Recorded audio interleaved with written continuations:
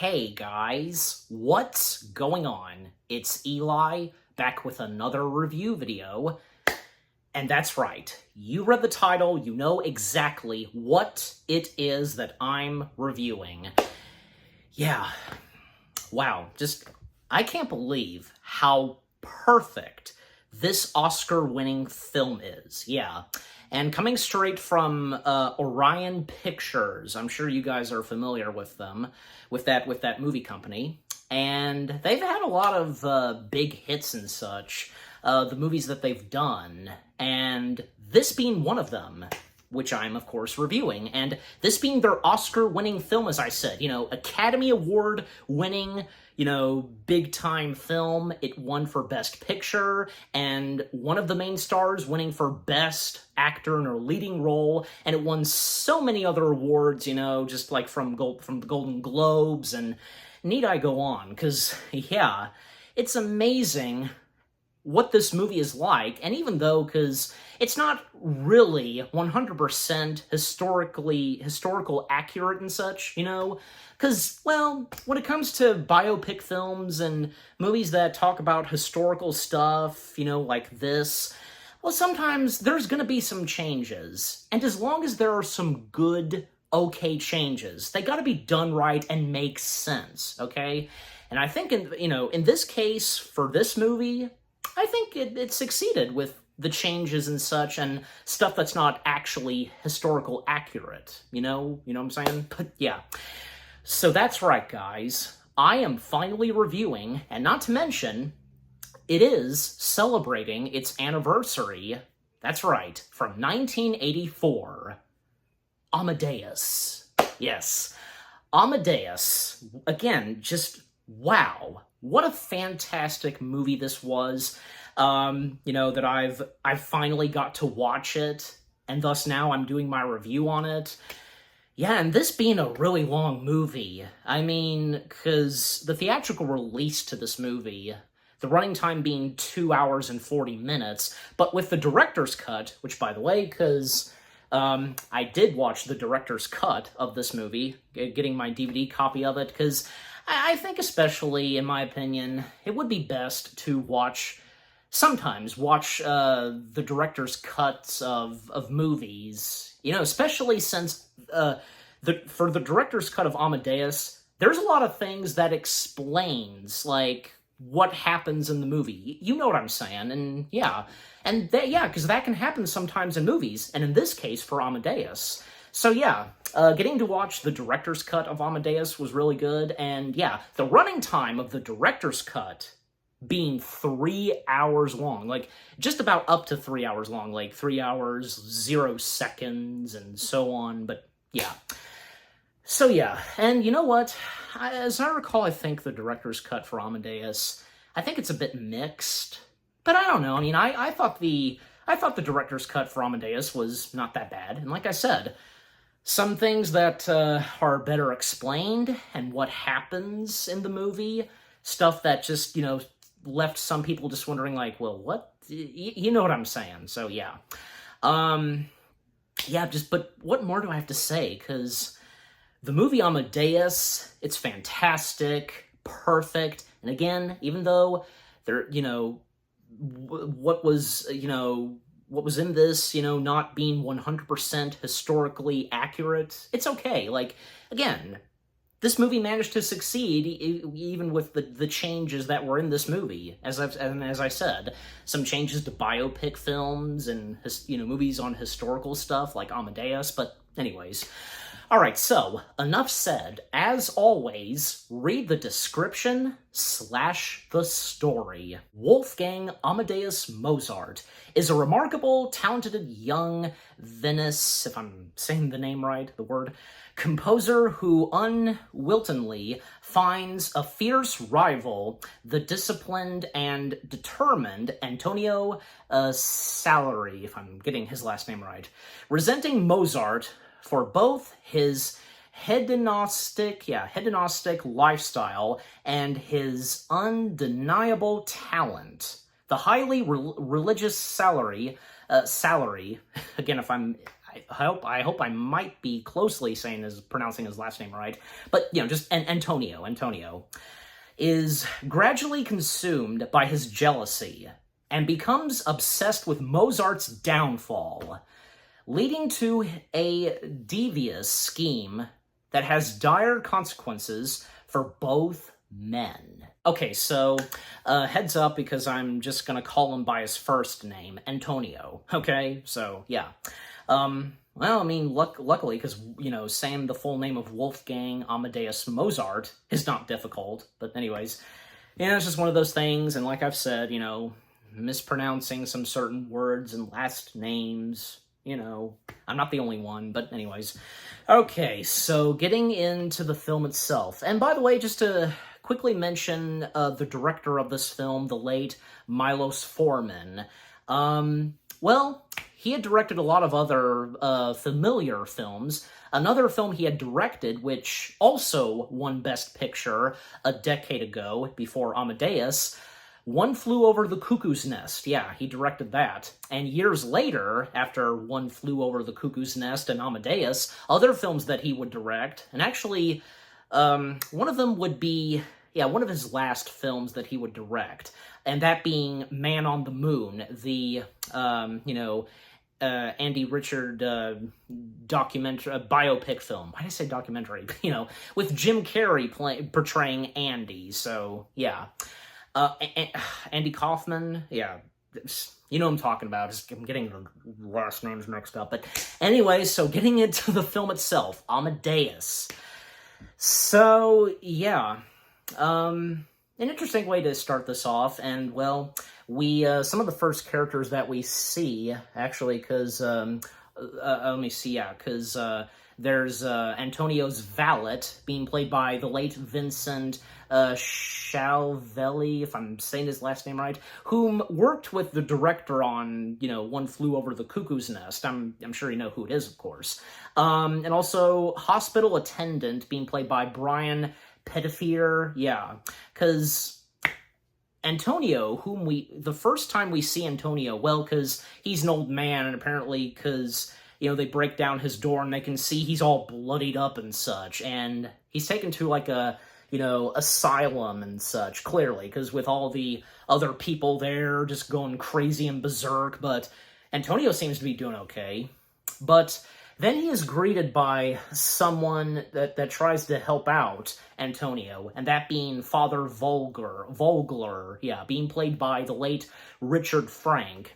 And, well, because Antonio asks the father if he knows who he is and recognizes his music, because Antonio was a famous composer and music maker, and, because one of the pieces of music that he plays is, dun, dun, dun, dun, dun, dun, dun, dun, dun, that he recognizes, but the other tunes that he was playing before that one, he didn't recognize, but the dun, dun, dun, that he recognized, but, however, that was not written by Antonio, whom wrote it, and, well, because Antonio getting in and mentioning whom it is, well, Wolfgang Amadeus Mozart writing that piece of music, and yeah, because it's amazing, because, old man Antonio, like, pretty much like it's obvious, like, all throughout the day and the evening and up to the next morning, and it's amazing that the father stayed up all night listening to Antonio's backstory. Antonio tells the Father Volger the story on what happened with him and when he met Wolfgang Amadeus Mozart, the titled character, just, yeah. It's amazing. And, well, because, first off, and according to Antonio, because when they were kids, well, Antonio being older than Wolfgang, because when Antonio was, like, in his, like, maybe, like, 12 or 13, he was doing childish stuff, while a young Wolfgang Amadeus Mozart, at a very young age, was already writing fantastic music and so on, and already he was going big top. But for Antonio, not so much at first, even Antonio's father disapproving about music and so on, and Antonio, not only does, at a certain point in the movie and such, when, because when he grows jealous of Wolfgang and is determined to take down Wolfgang, but also later on he has problems and blocks God. And, well, at times, Antonio praying to God because Antonio just wanting to make beautiful music, for people to hear his music, and for him to be well known. But sure enough, and throughout this film, bad luck happens for Antonio. And, because when he is determined to take down Wolfgang, and even like Antonio, when, we see him older, he claims to himself that he killed Wolfgang, might have killed Wolfgang. He claims to himself that he murdered him, but in what way? And, well, we are, of course, going to find out, and as this movie proceeds. And eventually, because, years later, and, Antonio now older, and the first time he meets Wolfgang, because he doesn't know what Wolfgang looks like. Anyone with those white wigs could be Wolfgang, Amadeus Mozart. And at one point, because we see these two rambunctious people, chasing one another, and, well, we find out and see that, well, it's Wolfgang Amadeus Mozart himself, again, the title character, and Amadeus being portrayed by good old Tom Hulce. Yeah.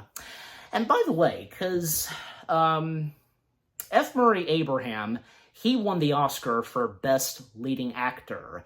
Well, and Tom Hulce was nominated too. That's really cool. I don't think this is not really the first time where two actors from one movie getting nominated for an Oscar for leading role. Yeah, because, and of course, F. Murray Abraham, winning the Oscar, and it was very sweet and nice of F. Murray Abraham saying that Tom Hulce should be up on stage with him, and he should have the award too. Yeah, so, and also, I think it's kind of obvious that in some ways, Antonio in this movie is kind of the antagonist. Probably so, yeah. So again, seeing two rambunctious people, which one of them being Amadeus, being played by Tom Hulce, and his wife Constance Mozart, being played / portrayed by Elizabeth Berridge, if I'm saying her last name right, yeah. And I know her real name, but that's how she's credited in what I'm seeing on the IMDb page, Constance Mozart. But if you know her actual name, you know, So they're really rambunctious, and not what you would expect from Amadeus, because Amadeus, and throughout this movie, being almost like a cartoon character in real life, and that over-the-top laugh that he has, just the specific way that Tom Hulce did it. Jeez.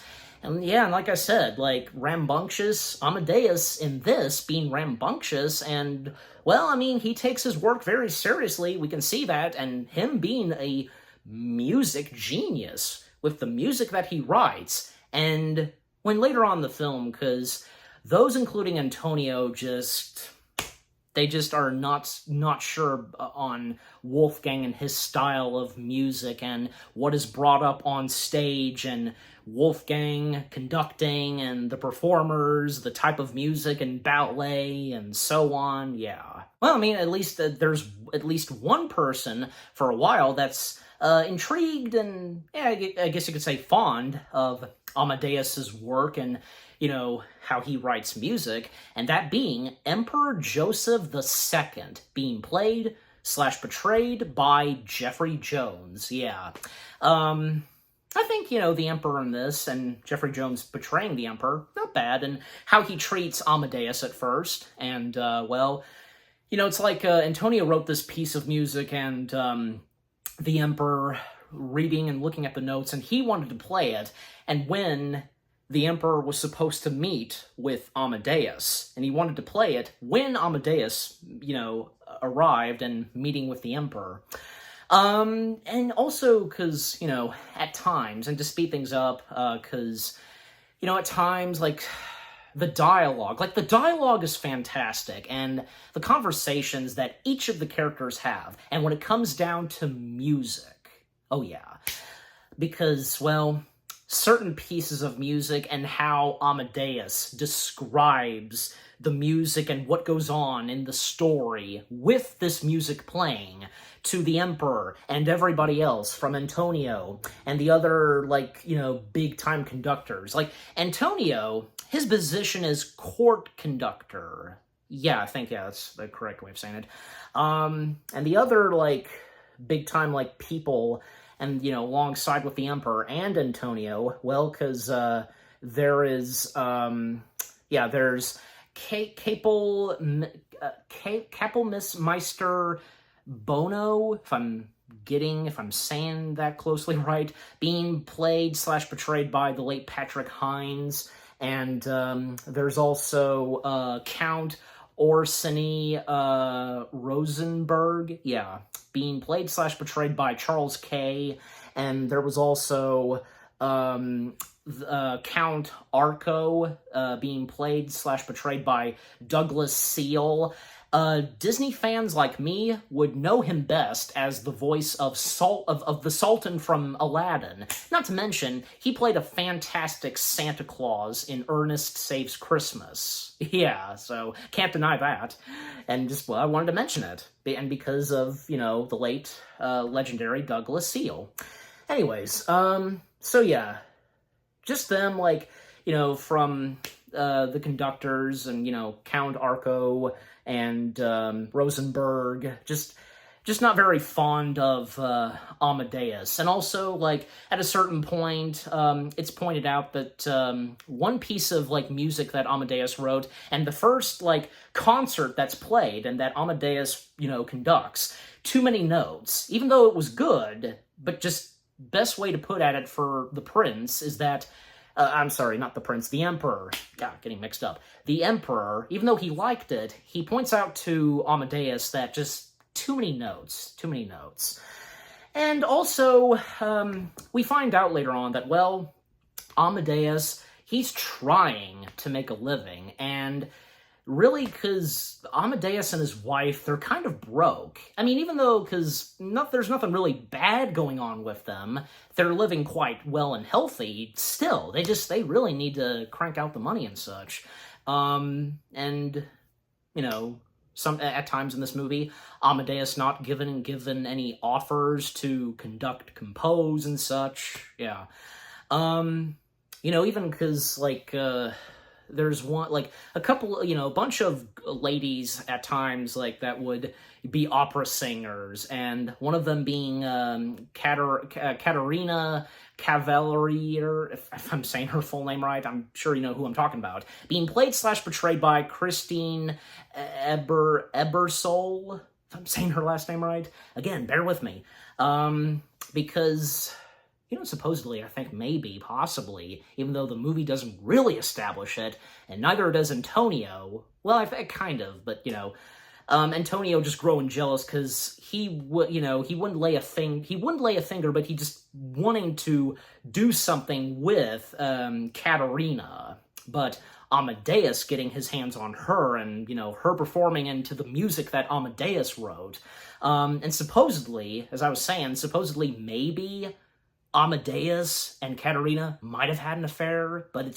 don't think it's really established. Although we see, and when the performance is over, and when Amadeus's wife is introduced, and also Amadeus's wife's mother, yeah, because I think it's Gina, I'm pretty sure, being played / portrayed by Lisbeth Bartlett. If I remember to do so, and in case I was mistaken, I'll, you know, put the name in the text, the actress and the character's name, but yeah. Oh yeah, and to mention some of the other characters, might as well, because some of them. Michael Schlumberg, because apparently his scenes with that character was cut, and Michael Schlumberg was played / portrayed by the late Kenneth McMillan. I hope I'm saying his last name right. But anyway, so Caterina just, like, shocked and upset, you know, that, well, because she had no idea that Amadeus was engaged, because by that point, you know, they were only fiancés. They weren't married yet. And especially since, well, Amadeus and his fiancée had to wait until they would hear from his father and so on. And yeah, Amadeus's father, boy, until we get to him. But yeah, so even, because also, even like there's a funny moment where Constance's mother, Constance Mozart, her mother just wanting to meet with the emperor, but, you know, like she passes out and so on, but yeah.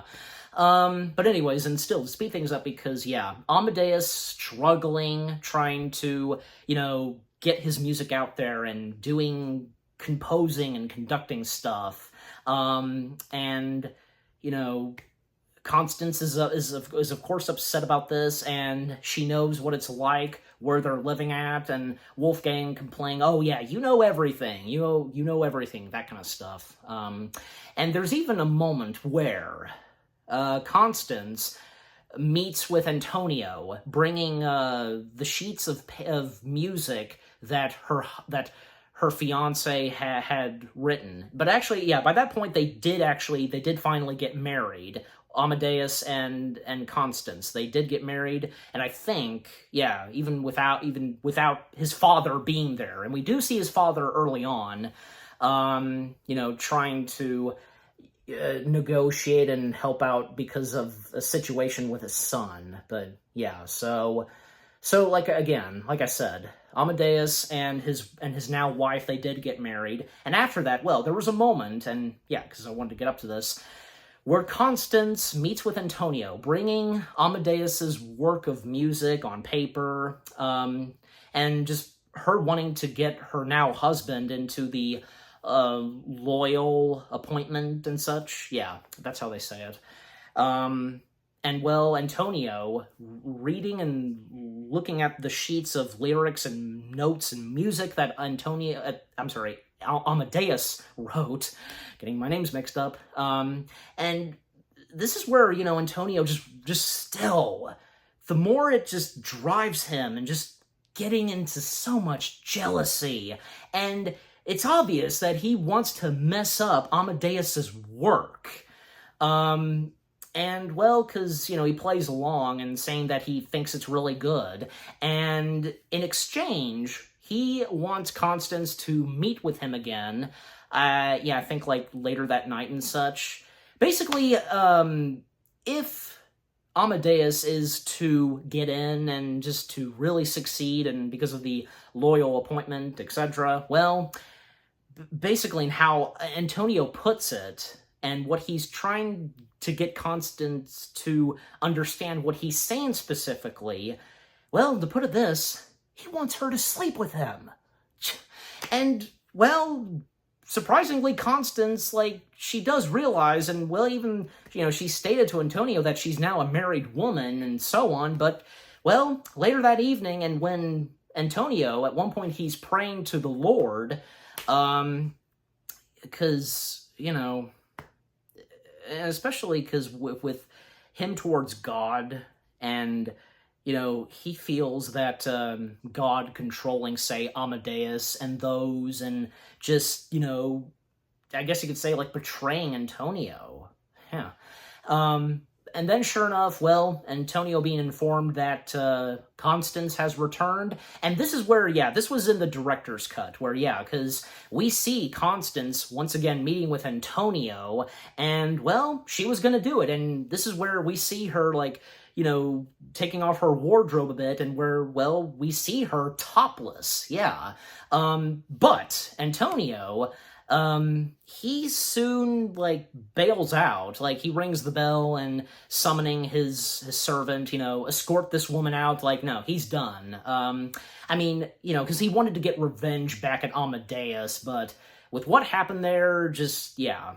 And Constance, like, you know, because she threw a candle, opera, you know, across the room, and when Amadeus came back to the home that they were staying at, well, because Amadeus, he had gone to a concert, but Constance didn't tag along, because, according to her, she felt, it would have bored her. And well, that's where she met with Antonio once again. And actually, that would be the last time that Constance and Antonio would, interact with each other and see one another face to face until near the end of the movie and until we get there.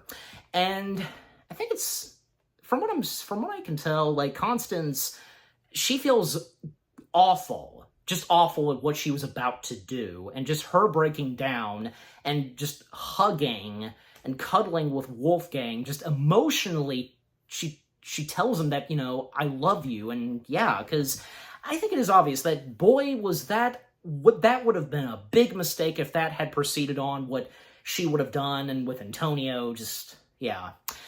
And well, still, Antonio still trying to take down Amadeus, and by that point, well, because he blocked God, and throwing the statue of Jesus on the cross, throwing it in the fire, yeah, like that being his way of blocking God and such, yeah. And Antonio at one point, making a claim and such, and, an accusation towards Amadeus, like, because of, towards women, ladies and such, sexual harassment, whatever, yeah, and just, again, just wanting to make things worse and just to still take down Amadeus, like, Antonio, because, yeah, he has issues, and just the jealousy that he has, but you know what?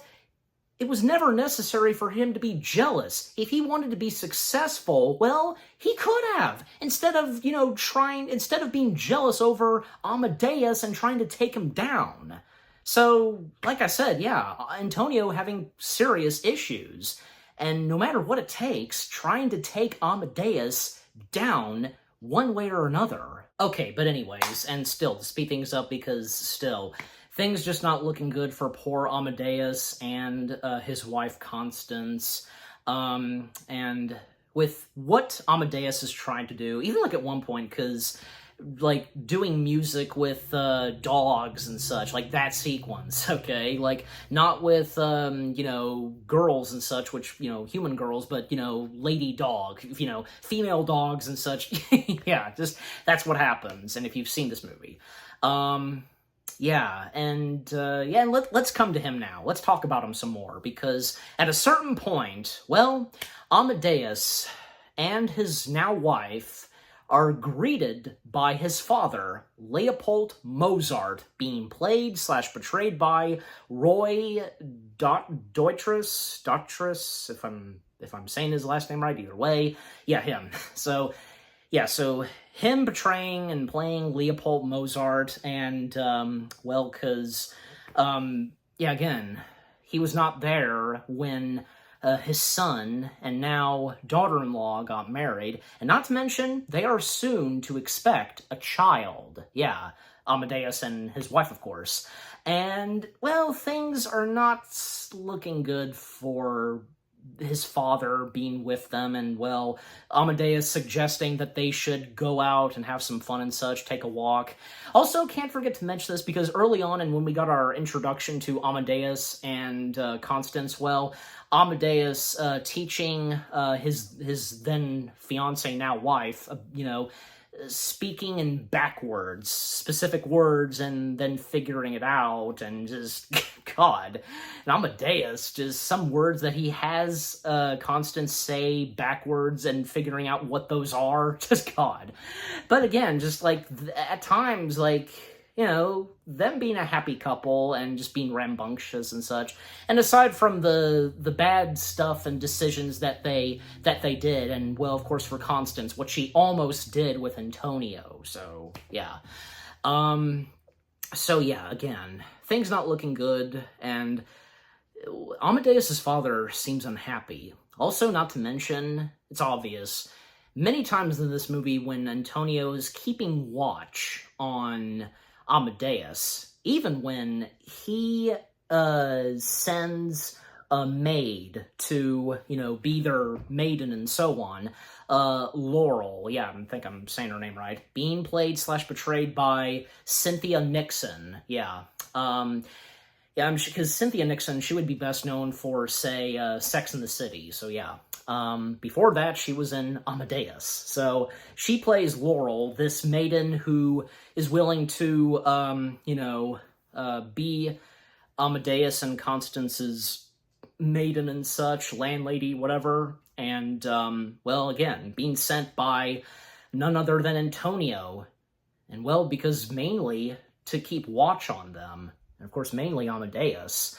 And again, because when they head out, and at one point, because they're at this party, they're wearing, costumes and masks, and Amadeus getting to play some tunes and taking requests from the party guests, and even Antonio happening to be there and keeping disguise, like putting like a mask over him with the stick, those kind of masks. And even he makes a request to Amadeus, and little does Amadeus know that that was Antonio requesting to play something of Antonio's.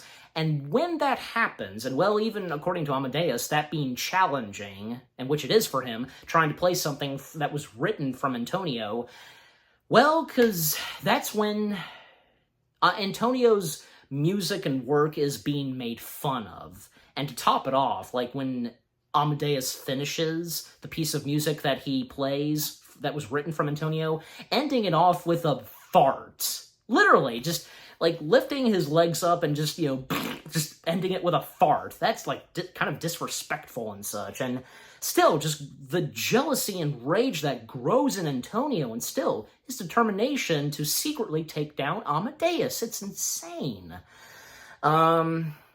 Yeah. Also, like, there was a moment where, we do see Antonio, as well as, Count Orsini, Rosenberg, we see them conducting, and the music that each of them wrote, and Amadeus being there observing and watching, and how they do it, and with them conducting in the music that each of them wrote. It's pretty cool. And how they do it, and unlike what Amadeus brings to his work of music and such. But I will say, because, to go ahead and mention this, like, the sets and designs for Amadeus, fantastic. Obviously, they have to make it historically accurate with the wardrobe and, how that time and era looked like and such, and with those buildings. And, how the stage shows looked, and with the opera and the dancing and such, and the costume and sets on the stages and so on. Yeah. Also, at a certain point, when Antonio and the others, like, because I think, technically those alongside with Antonio from, Rosenberg and Count Arco, because they're in on this too, technically, just to see if the Emperor would, find Amadeus's work boring, because there's one piece of music, the French version of Figaro, and obviously it would be, Figaro, Figaro, Figaro, the French version. It's banned from where the Emperor comes from, assuming, because where the Emperor comes from.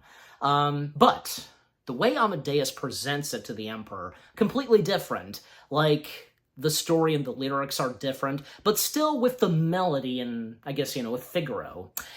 And, well, because, when that happens, and at a certain point, and even when, like, at a certain point, Count Orsini was taking out some pieces of pages and, with ballet and ballet not being approved, just messing it up and screwing up and Amadeus's work, and he's being forced to rewrite it. And of course, he doesn't want to, because to him, it's perfect the way it is. And when, the Emperor hears about this, he lets it stay the way it is and allowing ballet and such. Because it wasn't working without the ballet, because the ballet, and with what Amadeus wrote specifically for this, because it had to have that.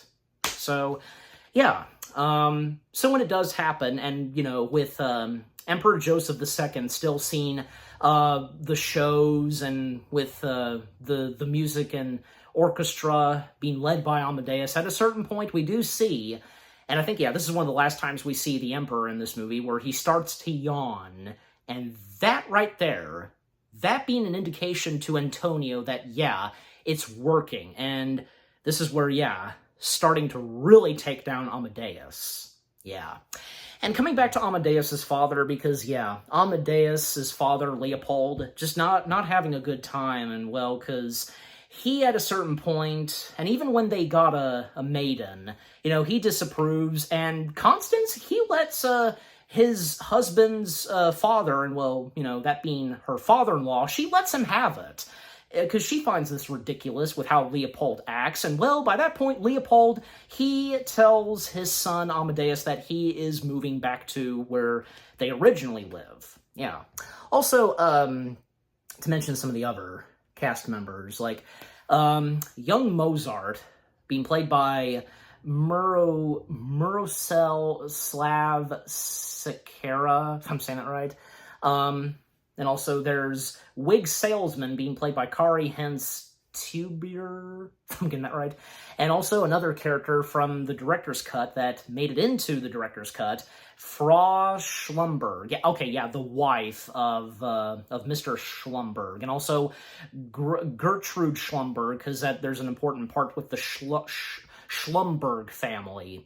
The wife being played / portrayed by Rita Zohar. Yeah, and Gertrude, the daughter, being played by Cassie Stewart. Yeah, so Cassie was supposed to learn how to sing and such with the aid of Amadeus, but yeah, which that didn't happen.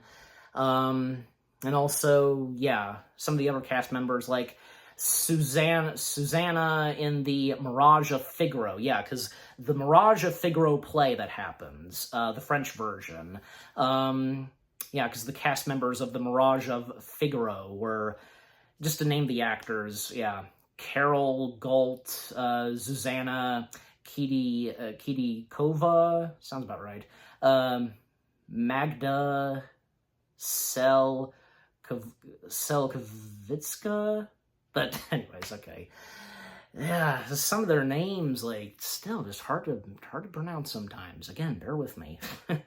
Anyways, so like I said, yeah, Leopold, he leaves, and, well, I think it's obvious, and I should have known that this was coming, what happens the next time we hear about Amadeus's father. All right, and also, at a certain point, yeah, we do see that they did have their child, and it's a son, it's a boy, yep, so they have a baby boy, and still, things still not looking good for poor Amadeus, and with, how much still, and what Antonio is trying to do, but at a certain point, and to speed things up, because, yeah, there's like a stage show that they attend, and they watch, it's a bunch of, like, goofy people on stage, and the music that they perform, and, well, because, one of them that we see on stage, well, because we see little people on stage performing,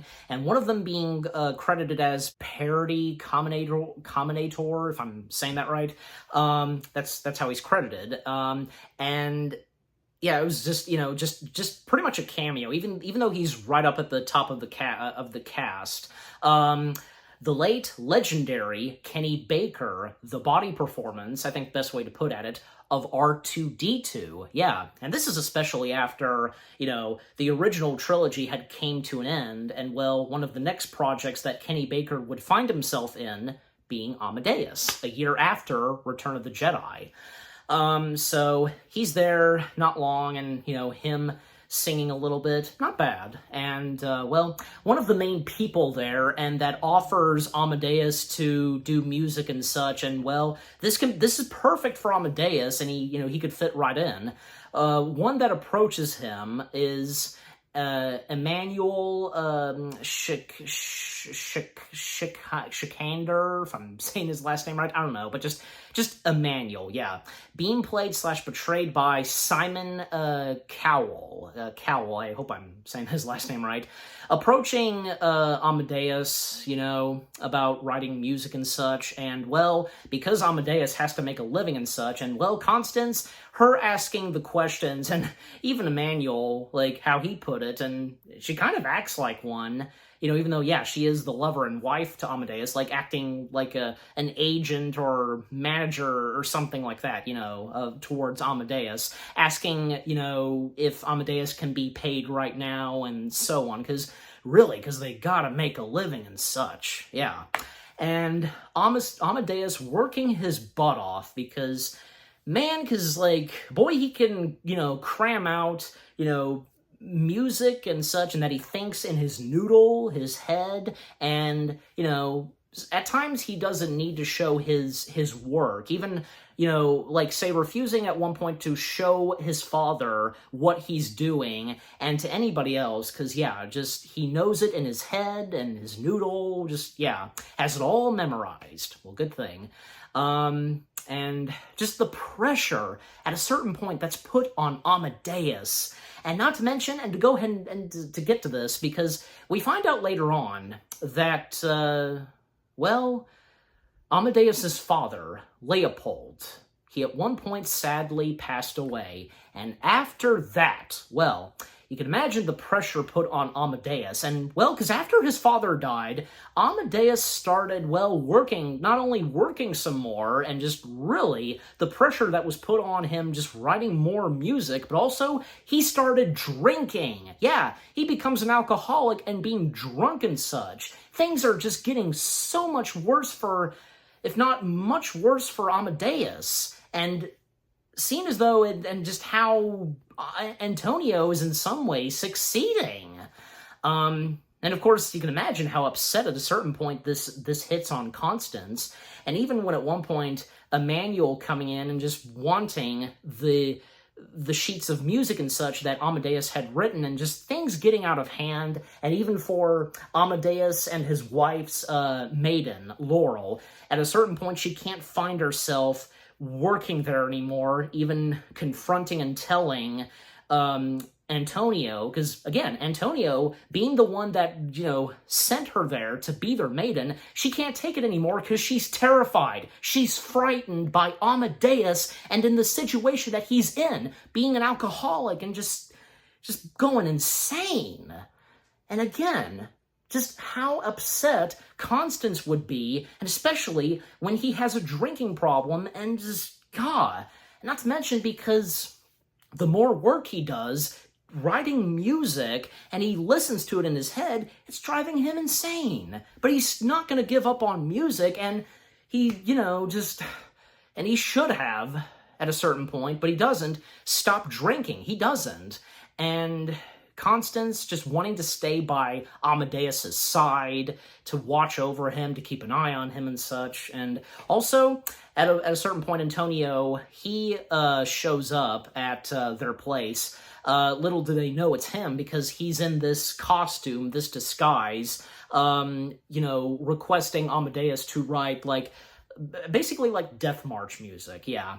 And not to mention, because Antonio is wearing the same kind of costume and wardrobe that Amadeus's late father wore to the party that they went to. And also, Amadeus, at one point, another concert we see, piece of music that Amadeus wrote, centering on his father, because he always wanted for his father to be happy and proud of him, and what he written, aimed towards his late father. Also, there are times where he would stare at a portrait of his late father, and even, one or two times where he just, is taunting his late father, staring at his portrait, just, again, that laugh he does. And again, just that laugh being so contagious. But anyways, so again, as time goes by, just one day after the next, things getting worse for poor Amadeus. And again, when Constance, stays by her husband's side, watching over him, well, at one point, she dozed off, and Amadeus, he snuck out of the house, and he went to a local bar and started playing music and just getting drunk and such. And when he came back home, that morning and such, well, he happened to find and see that Constance, along with their child, well, obviously she would take their son with her, she left. Well, I mean, not intentionally, obviously, because, with how much she still loved him, just she had to get away for a while, because in the situation and status that he is in. So he technically brought it to himself. And again, nothing intentional, but, just what the alcoholism got, how it got to him, and just with the amount of pressure writing music, yeah. And then one evening, when performing another concert, and, because Amadeus conducting, and then at a certain point, we see, we get to him, yeah, Count Orsini Rosenberg, him conducting then, and, it's him. And Amadeus still performing. He's like at a piano, like playing the part where we see Emmanuel while he's performing and singing, like chiming on the bells, but it's really Amadeus playing on the piano, the specific keyboards that sounds like the bells ringing. But at a certain point, when Amadeus is performing on the piano, he collapses. He passes out, and just still, he's getting worse. And in the situation now, he looks just not looking too good. Poor Amadeus. And Antonio, he actually helps out Amadeus and getting Amadeus back to his home, and having, Amadeus resting, but Amadeus not wanting to stop working, even when Amadeus thinks, because there's a knock at the door, Amadeus believes it's the costume black figure, which really it was Antonio, but no, because Amadeus has no clue that it had been Antonio playing that man. And when Antonio goes to the door for Amadeus, well, it's Emmanuel and a couple of female performers that came to check and see if Amadeus is doing okay, and that was nice of them. And Emmanuel left something for Amadeus, his money and such, his pay and so on. And yeah, that was great and nice of Emmanuel. Not only did they come to check on him, but what they gave to Amadeus, his money and such. Amadeus still wanting to write music, and for what he has to do, and because the man that visited him a couple of times, which really was Antonio offers Amadeus some help writing the music for him, assisting him, and that's what happens. Amadeus telling Antonio what to write specifically, and with the musical instruments, and even when Antonio at first is not following, he doesn't quite get this, but the more Amadeus tells him, yeah, and he gets it now, and how the instruments are to specifically play to the beat and to the music that is written with the lyrics, and Amadeus can hear it in his head, and how the brass plays, and the trumpets. Yeah, it's amazing, and again, it really shows what a music genius Amadeus was. Well, not just him, but also Antonio as well. And it was nice to see for once that they were really collaborating and writing music. And again, Antonio assisting Amadeus, trying to understand and to write the specific music how Amadeus does it. So yeah. And then at one point we do see Constance.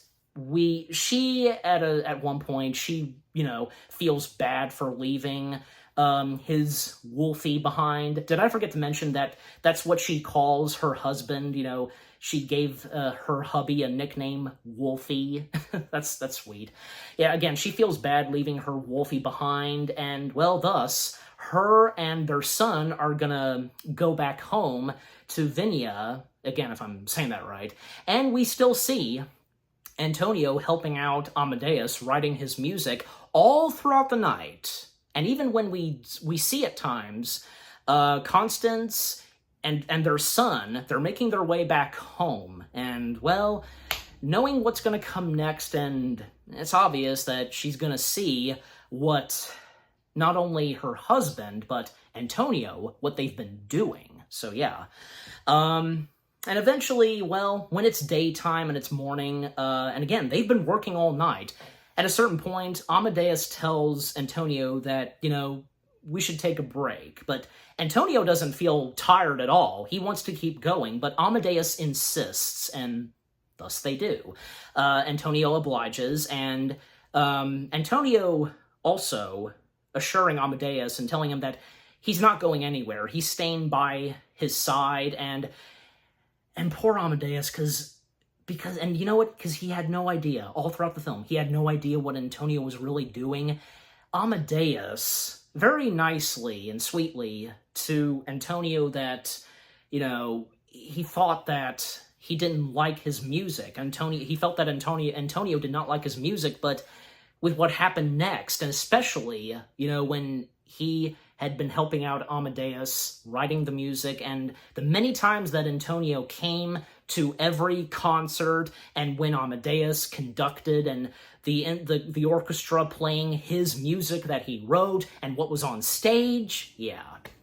So sure enough, we do see Constance and their son returning. Constance is happy to see that Amadeus is, back at home and in bed resting, but she is shocked at the sight that Antonio is there, and that would be the next time that they would see each other and interact because of what happened early on in the film. Yeah. Just her being impulsed at the sight that Antonio is right there, and well, Antonio assuring her that he was helping out her husband and brought him back home, and because he wasn't feeling too well, and, helped out and watched over him, and, I mean, she thanks him, at least she thanks him, but, she wants him out of the house. And when she comes over to, her Wolfie, and, consulting with him and such, happy to see that he's okay, well, she, of course, happens to see the paper and the lyrics and notes that were written, and she's not having any of it. She wants this to end and not have her Wolfie do this anymore because it's making him sick and so on, and she realizes that it's not her Wolfie's handwriting, and well, Antonio, telling her that it's his, and well, because he was assisting him, and well, but still, she's not having any of it, and she has it locked up, and yeah, that's it. She wants nothing to do with her Wolfie writing any more music and such. Yeah, and one last bit of a conversation between Antonio and Constance, and when Constance goes to check on her Wolfie again, well, when she goes up to him, something's not quite right. He's not moving, and he's not blinking, he's not breathing. Yeah. Amadeus sadly dies. Yeah. And I love, the performance that Elizabeth Burridge gives, when, Wolfie, and just her facial expressions change when she quickly realizes that, yeah, her Wolfie has died, and just her starting to break down. And even Antonio, shocked to see that, yeah, he has died, and yeah. And the funeral that happens for Amadeus, those that knew him so well, of course, his wife and his mother-in-law, their son, Antonio, as well as Katerina, she's there, so is Laurel, and as well as, the other, big-time guys alongside with Antonio, Count Orsini, Rosenberg, yeah, he's there too. A good chunk of them are there, and saying goodbye to Amadeus as his body is being taken to a nearby cemetery, and it's sad how, his body just being flat out dumped with a bunch of other bodies down in a hole, and a special kind of powder because of the smell from, the corpses. Yeah, I can understand that, but just an awful way and no respect, no proper way to bury Amadeus. Well, clearly, because that's how it was done back then, and what happened to the late Amadeus, and how his body was buried. It's a shame, it really is.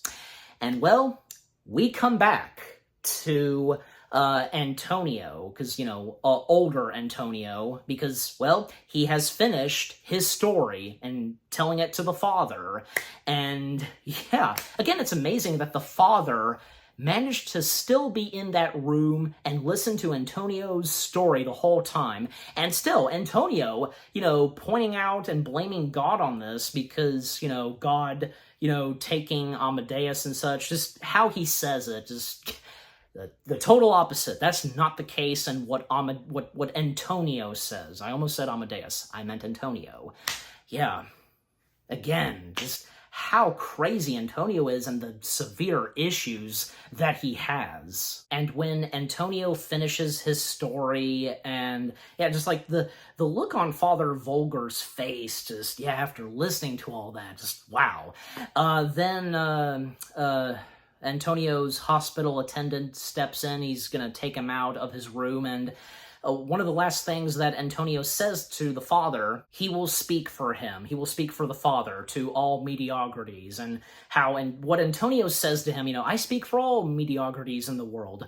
I am their patron saint, and mediocrities, I absolve you, as he's being rolled out, with the aid of his hospital attendant, and just turning to every one of those crazy people in the asylum, I absolve you, mediocrities, I absolve you. Jeez, because still, how crazy he is, and by this point. And for one last time, we hear the laugh of Amadeus.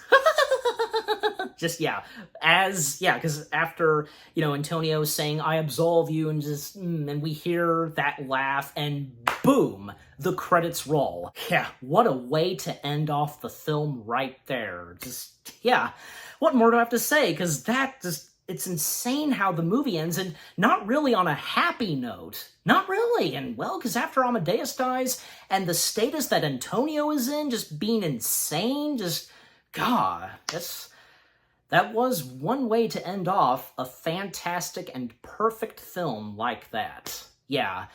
Amadeus, again, just what a fantastic and perfect film this is. And like I said, not 100% accurate to the historic stuff with Amadeus and Antonio not being 100% historically accurate, but, it was still good. The changes that were given to this movie, I don't think were that bad. And like I said, when there's changes to biopic films, they have to make sense and they have to be done good. Yeah, and I think for Amadeus, the changes for this film did pretty well. The story, I thought, was really good. The casting and, to the characters and whom betrays who, perfect. The music and score, beautifully done. The sets and the designs, the costume and wardrobe, the funny and emotional moments, the intenseful moments, the shocking moments.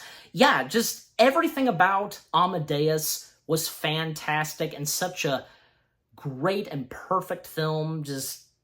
It's great. What more do I have to say? And I'm giving Amadeus, what the heck? 10 out of 10 stars. Yes, 10 out of 10 stars for Amadeus. And what about you guys? What did you think of Amadeus itself? Were you amazed, by watching this movie for the first time? Any of you that have seen the theatrical version and the director's cut, which do you prefer? Did any of you enjoy the director's cut and more to it and stuff that, that are in Amadeus and the director's cut better explained? Were you getting into the intenseful moments and what was happening in this movie and with so much drama and what happens to poor Amadeus and how crazy Antonio is with the issues he has and what was going on with each of the characters, again, from Antonio, Amadeus, Constance, and how many of you enjoy Amadeus? Because it's who doesn't love this movie? It's fantastic. Yeah, just overall, what do you think of Amadeus itself? And with what I've had to say, my review, and what did you think of my review? Leave comments and give this review video a like, as always. And with that being said, thank you very much for watching. I hope you guys enjoyed my review of Amadeus. More review videos are coming your way. They're going to be awesome. Keep looking forward, and I'll see you guys in the next video/review. And stay tuned later tonight, because the next film I'm going to be reviewing, well, the same year when Amadeus came out, Orion Pictures would have another film that would be a major success as well. Well, and hence me wearing this shirt, and that being the tease. Yeah, you know what it is. Again, stay tuned for that. Take care, happy anniversary to Amadeus, and peace out.